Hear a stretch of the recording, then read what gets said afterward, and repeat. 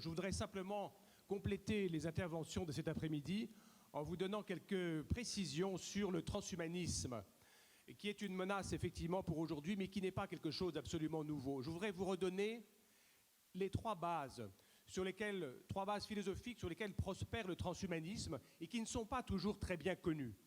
La première, qui nous a submergés depuis la fin de la guerre dans tous les pays européens, c'est ce que nous appelons le déconstructivisme.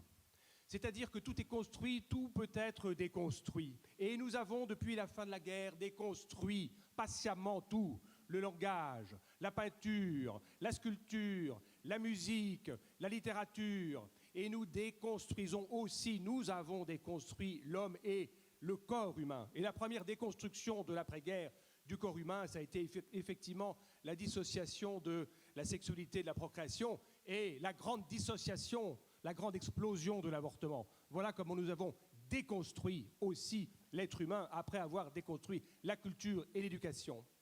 Ça, c'est la première base. De ce fait, l'homme n'est plus rien. L'homme n'est plus que la somme arithmétique de ses composants. C'est un assemblage de pièces détachées. Et chaque pièce détachée, finalement, a plus de prix, a plus de poids que l'homme tout entier. Parce qu'il se vend, parce qu'il s'achète, et que certaines de ces pièces détachées valent plus cher que l'homme entier. La déconstruction d'abord, qui touche tous les secteurs de notre vie. La deuxième chose sur laquelle je veux insister, qui est beaucoup moins connue, mais je vous demande votre attention parce que c'est très important et que nous allons beaucoup en entendre parler dans les années qui viennent, c'est ce qu'on appelle l'antispécisme. L'antispécisme, c'est quoi? C'est qu'une fois qu'on a mis l'homme en pièces détachées, en molécules, en particules, et qu'on pose tout ça sur la table, rien ne distingue l'être humain de l'animal ou du végétal. Les molécules de base sont les mêmes. Donc, la conséquence, c'est que nous faisons tous partie de ce grand foisonnement du vivant, cette grande chaîne du vivant à laquelle nous appartenons. Mais il n'y a plus de différence entre l'homme et l'animal. Il n'y a plus de différence de nature. Il y a une différence de degré. L'être humain est un peu plus compliqué que l'animal, mais c'est tout. Donc, on protège encore plus, peut-être, certaines espèces protégées que, par exemple, la personne handicapée trisomique. Un singe d'une espèce protégée est plus respectable qu'un enfant trisomique 21, puisque, au fond, dans cette grande chaîne du vivant, nous sommes tous égaux. Et puis la troisième base que je voudrais rappeler, c'est l'évolutionnisme. On en a dit un mot tout à l'heure, mais c'est très important. La grande idée néo-darwinienne de l'évolution conduise toutes les espèces à évoluer. Et comme l'homme est quand même plus intelligent que les autres espèces, eh bien, il est le propre architecte de son évolution et lui-même met en œuvre la sélection artificielle qui va prendre le pas sur la sélection naturelle. Ce sont sur ces bases que se construit le transhumanisme, qui dit deux choses très simples au fond. Toutes les technosciences convergent pour non seulement nous guérir, nous soigner, mais pour nous augmenter, nous faire passer dans une autre étape, dans une autre nature, dans une autre espèce. Et puis, le moment, le grand soir où cette espèce sera créée, c'est le moment où l'intelligence artificielle dominera l'intelligence humaine. Voilà quelles sont les bases du transhumanisme. À ça, il faut rajouter deux choses encore. C'est d'une part que le transhumanisme prospère sur l'eugénisme, et la colonne vertébrale du transhumanisme, c'est l'eugénisme, un eugénisme dopé avec Internet, avec des moteurs de recherche, avec l'informatique, et puis prospère aussi sur l'argent, car le transhumanisme est libertaire, mais aussi libéral sur le plan économique. Alors, le transhumanisme nous promet un augmenté. Il ne faut pas se tromper, on parle beaucoup de transhumanisme à la télévision, à la radio, et puis les gens ont peur, ils se disent « mais oui, mais alors on aura des bras articulés, des cœurs qui battent tout seuls, des cerveaux artificiels, tout ça, ça fait très peur ». Le transhumanisme, il ne faut pas en avoir peur pour demain.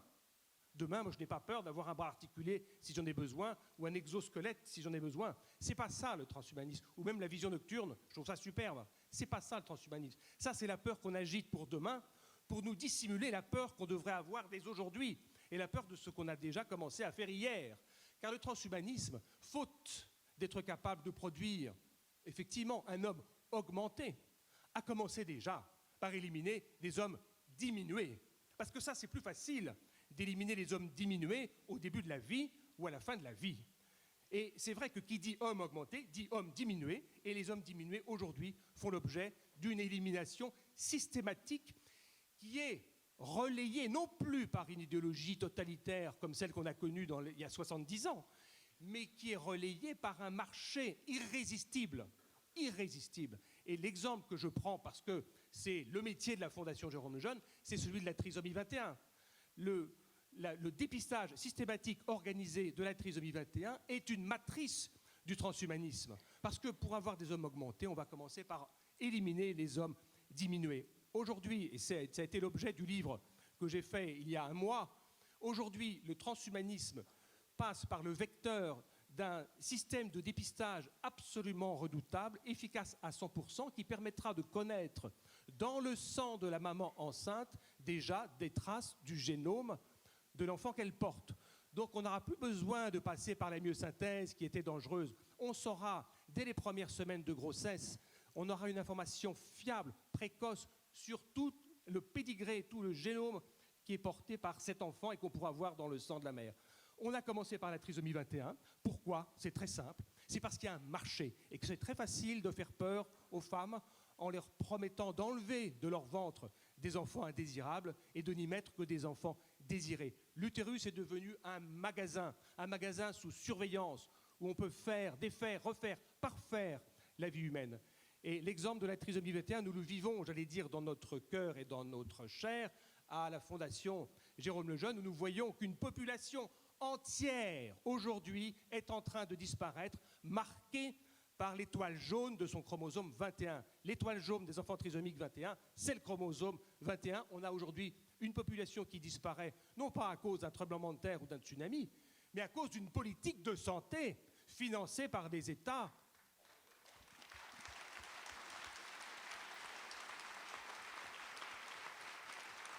C'est la première fois dans l'histoire de la médecine, dans l'histoire de la médecine depuis Hippocrate, c'est-à-dire 400 ans avant Jésus-Christ, qu'une politique de santé rend mortelle une pathologie qui ne l'est pas.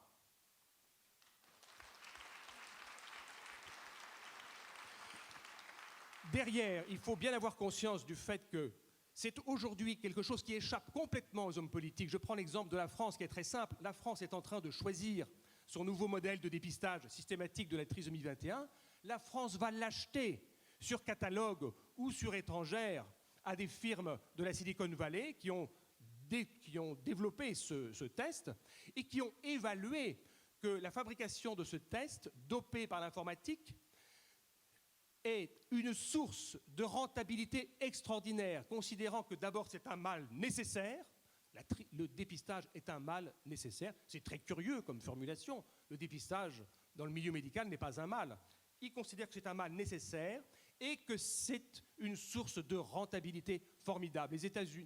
Les firmes américaines de la Silicon Valley ont évalué à 10 milliards de dollars le dépistage systématique de la trisomie 21. Il y a un marché parce que ce n'est pas une maladie rare, c'est une conception sur 700, et aujourd'hui, ce marché, c'est 10 milliards de dollars dans le monde, et rien que pour la France, le comité d'éthique français, sans sourciller, a évalué à 1 milliard d'euros l'achat sur étagère de ce système de santé dont les hommes politiques français ne verront rien, auquel le président de la République ne pourra rien, ni le Premier ministre, ni le comité d'éthique, ni personne, parce que c'est un système qui est économiquement intéressant, et puisque les prix baissent à toute vitesse, au moment où le prix de ce nouveau test sera intéressant, eh bien on le changera et personne n'en saura rien. Voilà aujourd'hui la situation dans laquelle nous sommes, c'est-à-dire que pour la première fois, nous avons la rente financière de ce dépistage systématique qui est indexée sur un génocide continu, une rente indexée sur un génocide continu. C'est ça le transhumanisme aujourd'hui, et c'est pas les bras articulés ou la vision nocturne demain. Donc ayons peur de ce que nous sommes capables de faire aujourd'hui dans nos familles et non pas de ce qui sera capable d'arriver demain. Grazie. Grazie. Une minute.